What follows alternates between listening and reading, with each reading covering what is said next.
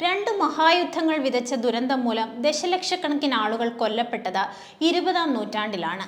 ഇതേ നൂറ്റാണ്ടിൽ തന്നെയാണ് മാനവരാശിയുടെ വളർച്ചയെ ത്വരിതഗതിയിലാക്കിയ നിരവധി ശാസ്ത്രീയ മുന്നേറ്റങ്ങളും ഉണ്ടായത്.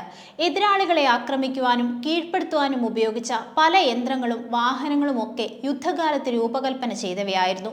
2025-ന്റെ ആരംഭത്തിൽ തന്നെ ഉണ്ടായ ചില കണ്ടെത്തലുകൾ ലോകമിനി എത്ര നാളെന്ന ചോദ്യം ഉയർത്തുന്നതാണ്. ഭൂമിയുടെ കാന്തിക മണ്ഡല ബലക്ഷയം പോലെ ഭീതിപ്പെടുത്തുന്ന കണ്ടുപിടുത്തങ്ങൾ ഉണ്ടെങ്കിലും ഇന്റർനാഷണൽ സ്പേസ് സ്റ്റേഷനിൽ ആദ്യമായി ഒരു ഇന്ത്യക്കാരൻ കാലുകുത്തിയ ചരിത്ര സംഭവത്തിനും ഈ വർഷം ലോകം സാക്ഷിയായി. ശാസ്ത്രരംഗത്തൊട്ടേറെ നേട്ടങ്ങളും മാറ്റങ്ങളുമുള്ള വർഷമാണ് കടന്നു പോകുന്നത്. അതെന്തൊക്കെയാണെന്ന് നമുക്ക് നോക്കാം. ജനയുഗം ഓൺലൈൻ വിസ്മയങ്ങളുടെ വാതിൽ 2025-ലെ ശാസ്ത്രീയ മുന്നേറ്റങ്ങളിലേക്ക് സ്വാഗതം.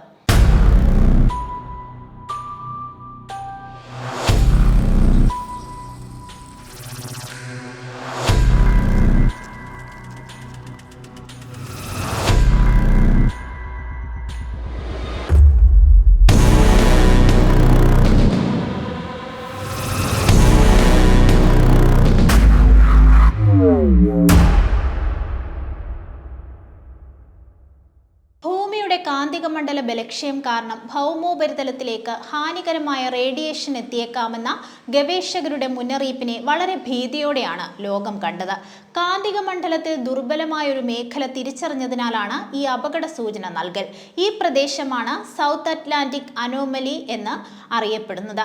ഇതിന് 4.3 ദശലക്ഷം ചതുരശ്ര കിലോമീറ്ററിലേറെയാണ് വിസ്തീർണം. ആഫ്രിക്കയുടെയും സൗത്ത് അമേരിക്കയുടെയും മേഖലകൾ കടന്ന് വടക്കോട്ട് വ്യാപിക്കുകയാണ് ഈ പ്രശ്നമെന്ന് നാസ പറയുന്നു. ഇതാകട്ടെ ഭൂമിയുടെ ധ്രുവം മാറ്റത്തിന് ഒരുങ്ങുന്നതിന്റെ സൂചനയുമാകാം. സാറ്റലൈറ്റുകളെ ആശ്രയിച്ചുള്ള നീക്കങ്ങൾ വർദ്ധിക്കുന്ന പശ്ചാത്തലത്തിൽ പ്രശ്നമായി തീരാനിടയുള്ള ഒന്നാണിത്. ഇതിനെക്കുറിച്ചുള്ള മുന്നറിയിപ്പ് ആദ്യം നൽകിയത് 2020-ലായിരുന്നു. പ്രശ്നബാധിത മേഖല വടക്കോട്ട് 12 കിലോമീറ്റർ കൂടുതൽ വർദ്ധിച്ചിരിക്കുന്നുവെന്ന് ശാസ്ത്രജ്ഞർ പറയുന്നതും ഈ വർഷത്തെ പ്രധാന സവിശേഷതയാണ്. രാജ്യാന്തര ബഹിരാകാശ നിലയത്തിൽ ആദ്യമായി ഇന്ത്യൻ മുദ്ര പതിപ്പിക്കാൻ ശുഭാംശു ശുക്ല എത്തിയത് രാജ്യത്തിന്റെ അഭിമാനം വാനോളം ഉയർത്തി. ശാസ്ത്രരംഗത്ത് രാജ്യം നേടിയ പ്രധാന നേട്ടമായി ഇതിനെ വിശേഷിപ്പിക്കാം. രാജ്യത്തിന്റെ ബഹിരാകാശ ശാസ്ത്ര ശാഖയിൽ വലിയ കുതിപ്പിന് വഴിയൊരുക്കുന്ന അടയാളപ്പെടുത്തൽ കൂടിയാകും ശുഭാംശു ശുക്ലയുടെ സഞ്ചാരം. ശുഭാംശുവിനെ രാജ്യാന്തര ബഹിരാകാശ നിലയത്തിലേക്ക് ISRO അയച്ചത് നിരവധി പരീക്ഷണങ്ങൾക്കുള്ള സന്നാഹങ്ങളുമായിട്ടായിരുന്നു.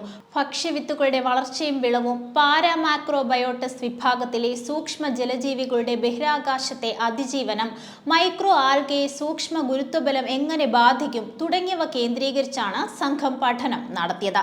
ലോകത്തിനും രാജ്യത്തിനുമെല്ലാം അഭിമാനിക്കാവുന്ന മറ്റൊരു നേട്ടമായിരുന്നു ഇന്ത്യൻ വംശജ സുനിത വില്യംസിന്റെ ബഹിരാകാശ യാത്ര. രാജ്യാന്തര ബഹിരാകാശ നിലയത്തിന് പുറത്ത് 5 മണിക്കൂർ 26 മിനിറ്റ് നടന്നതോടെ ആകെ 62 മണിക്കൂർ 6 മിനിറ്റ് റെക്കോർഡ് എന്ന അഭിമാന നേട്ടം സുനിത കൈവരിച്ചതും ഈ വർഷം തന്നെ. ഭൂമിയിലെ വലിയ നഗരങ്ങളെ നശിപ്പിക്കാൻ മാത്രം വലിപ്പമുള്ള ഒരു ചിഹ്നഗ്രഹം ചന്ദ്രനെ ലക്ഷ്യമാക്കിയായിരിക്കാം നീങ്ങുന്നതെന്ന് ഗവേഷകർ കണ്ടെത്തിയ വർഷം കൂടിയാണ് കടന്നുപോകുന്നത്. അസ്റ്ററോയിഡ് 2024 YR4 എന്ന് പേരിട്ടിരിക്കുന്ന ചിഹ്നഗ്രഹം ചന്ദ്രനിൽ ഇടിക്കാനുള്ള സാധ്യത 4% ആദ്യം കരുതിയിരുന്നത്. പുതിയ ചില അവലോകനങ്ങൾ സാധ്യത 30% വരെ ഉയർന്നേക്കാമെന്ന് പറയുന്നതാണ് ഇപ്പോൾ ഉത്കണ്ഠ വളർത്തിയിരിക്കുന്നത്. 2032-ലായിരിക്കും അത് സംഭവിക്കുമെന്ന മുന്നറിയിപ്പ് നൽകുന്ന ശാസ്ത്രലോകം ഇക്കാര്യത്തിൽ കൂടുതൽ ജാഗരൂകമാവുകയാണ്. ചാന്ദ്രദൗത്യങ്ങൾക്കും ചന്ദ്രനിൽ സ്ഥിരം സ്റ്റേഷൻ നിർമ്മിക്കുന്നതിനും സഹായകമാകുന്ന നിർണായക കണ്ടെത്തലുകൾ ഇന്ത്യയുടെ അഭിമാന ദൗത്യമായ ചന്ദ്രയാൻ 3 നടത്തിയ വർഷം കൂടിയാണിത്. ചന്ദ്രന്റെ ധ്രുവപ്രദേശങ്ങൾക്ക് പുറത്തും ഹിമരൂപത്തിൽ ജലസാന്നിധ്യം ഉണ്ടാകാമെന്ന് അഹമ്മദാബാദിലെ ഫിസിക്കൽ റിസർച്ച് ലബോറട്ടറിയിലെ ഗവേഷകർ പറയുന്നു. ചന്ദ്ര സർഫസ് തെർമോഫിസിക്കൽ എക്സ്പെരിമെന്റിൽ നിന്നുള്ള ഡാറ്റയാണ് പഠനത്തിനായി ഉപയോഗിച്ചത്. 2022-ന് ശേഷം ദൃശ്യമാകുന്ന ആദ്യത്തെ പൂർണ്ണ ചന്ദ്രഗ്രഹണത്തിനും സാക്ഷ്യം വഹിച്ച വർഷമായിരുന്നു 2025. ചന്ദ്രഗ്രഹണം സംഭവിക്കുന്നത് ഭൂമിയും സൂര്യനും ചന്ദ്രനും ഇടയിൽ വരുമ്പോഴാണ്. ഭൂമിയുടെ നിഴൽ ചന്ദ്രനിൽ പതിക്കുകയും ചന്ദ്രൻ മങ്ങിയോ ചുവപ്പ് നിറത്തിലോ കാണപ്പെടുകയും ചെയ്യുന്നു. ഭൂമിയുടെ അന്തരീക്ഷം സൂര്യന്റെ പ്രകാശത്തെ വ്യതിചലിപ്പിക്കുകയും ചുവപ്പ് നിറത്തിലുള്ള പ്രകാശം മാത്രം ചന്ദ്രനിൽ എത്തുകയും ചെയ്യുന്നു. ഇതാണ് ചന്ദ്രനെ ചുവപ്പ് നിറത്തിൽ കാണാനുള്ള കാരണം. പൂർണ്ണതയിൽ 1 മണിക്കൂറോളം ഓറഞ്ച് അല്ലെങ്കിൽ ചുവപ്പ് നിറത്തിൽ ചന്ദ്രൻ കാണപ്പെടാം. സൂര്യപ്രകാശം ഭൂമിയുടെ അന്തരീക്ഷത്തിലൂടെ കടന്നുപോകുമ്പോൾ നീല, വയലറ്റ് തുടങ്ങിയ ചെറിയ തരംഗദൈർഘ്യമുള്ള നിറങ്ങൾ ചിതറിക്കിടക്കുന്നു. അതേസമയം ചുവപ്പ്, ഓറഞ്ച് തുടങ്ങിയ കൂടുതൽ തരംഗദൈർഘ്യമുള്ള നിറങ്ങൾ കടന്നുപോകുന്നു. ഇത് ചന്ദ്രനെ ചുവപ്പ് കലർന്ന തിളക്കത്തോടെ പ്രകാശിപ്പിക്കുന്നു. ഈ വർഷം ലോകം കണ്ട മറ്റൊരു അപൂർവ പ്രതിഭാസമായിരുന്നു ചിലയിടങ്ങളിൽ മാത്രം ദൃശ്യമായ ഭാഗിക സൂര്യഗ്രഹണം. ഇന്ത്യയുടെ ഒരു ഭാഗത്തും ഇത് ദൃശ്യമായില്ല. സൂര്യൻ പൂർണ്ണമായും മറഞ്ഞിരിക്കുന്ന പൂർണ്ണ സൂര്യഗ്രഹണത്തിൽ നിന്ന് വ്യത്യസ്തമായി ഒരു ഭാഗിക ഗ്രഹണത്തിൽ സൂര്യന്റെ ഒരു ഭാഗം ദൃശ്യമാകും. ചന്ദ്രൻ ഭാഗികമായി സൂര്യനെ മൂടുമ്പോൾ ആകാശത്തൊരു ചന്ദ്രക്കല പോലെയുള്ള ആകൃതി രൂപപ്പെടുന്നു. ചന്ദ്രൻ ഉദയസൂര്യനെ ഭാഗികമായി മറയ്ക്കുമ്പോൾ ഗ്രഹണ സമയത്ത് ആദ്യം ദൃശ്യമാകുക സൂര്യന്റെ 2 കൊമ്പുകൾ പോലെയുള്ള ഭാഗങ്ങളായിട്ട് ആയിരുന്നു. ഈ വർഷത്തെ നാസയുടെ കണ്ടുപിടുത്തങ്ങളിൽ പ്രധാനപ്പെട്ട ഒന്നായിരുന്നു ചൊവ്വയിൽ കണ്ടെത്തിയ അപൂർവ ഇനം പാറക്കൂട്ടം. നാസയുടെ പെർസിവിയറൻസ് റോവറാണ് ഈ കണ്ടെത്തൽ നടത്തിയത്. ആയിരക്കണക്കിന് ചിലന്തിമുട്ടകൾ കൂട്ടിച്ചേർത്ത് വെച്ചതുപോലെയുള്ള അപൂർവ പാറയായിരുന്നു ഇത്. ഏകദേശം 1 മില്ലിമീറ്റർ വരെ വ്യാസമുള്ളതാണ് ഈ മുട്ടഘടന. ഇതിൽ പലതും പൊട്ടിപ്പോയ നിലയിലായിരുന്നു. ചിലതിലെല്ലാം ദ്വാരങ്ങളും വന്നിട്ടുണ്ട്. ചൊവ്വയിൽ ഒരു കാലത്ത് ജലം നിലനിന്നിരുന്നുവെന്ന് കരുതപ്പെടുന്ന ജെസീറോ ക്രേറ്റർ മേഖലയിലാണ് പെർസിവിയറൻസ് ഈ പാറ കണ്ടെത്തിയത്. ഓറഞ്ചും ചുവപ്പും കലർന്ന നിറമുള്ള ഗ്രഹമാണ് ശുക്രൻ അഥവാ വീനസ്. ഭൂമിയുടെ ഈ അയൽക്കാരൻ ചൂടേറിയ ഗ്രഹമാണ്.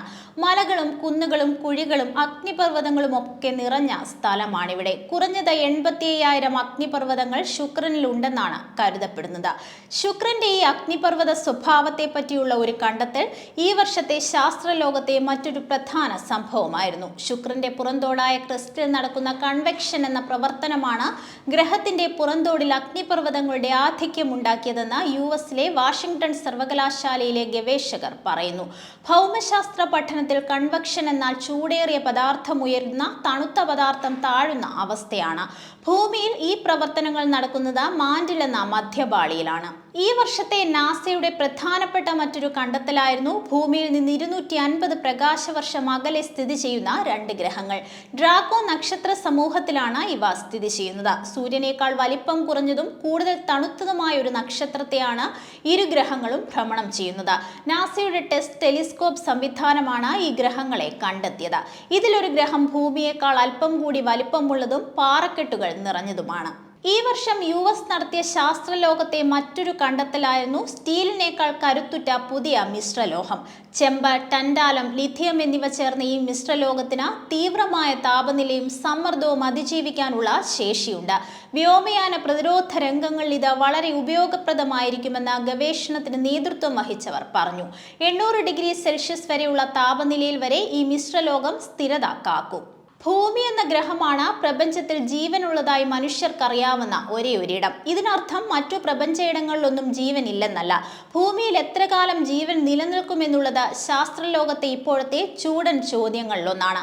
പല കാരണങ്ങളാൽ ഭൂമിയിൽ ജീവൻ അന്യം നിന്നേക്കാമെന്ന് ഗവേഷകർ പറയാറുണ്ട്.